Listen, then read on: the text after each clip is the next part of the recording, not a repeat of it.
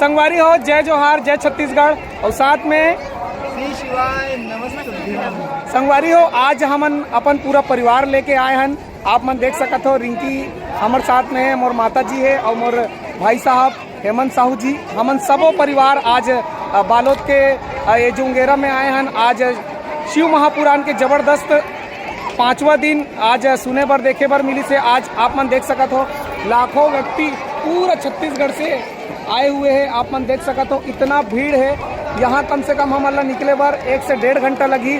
बहुत अच्छा लगी समला कथा सुन के, एकदम मन प्रसन्न हो गए। और आप मन भी अगर शिव महापुराण के कथा सुने हो तो कमेंट करके जरूर बताओ कि आप मन कैसे लगी। एक बार फिर से आप जम्मू संगवारी मल्ला श्री शिवाय नमस्तुभ्यम।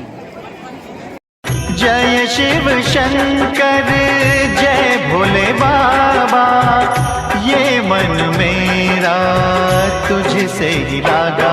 तेरी पूजा करूं, नाम तेरा रटूं, मैं तेरे रंग में रंग लूं, ये जीवन मेरा।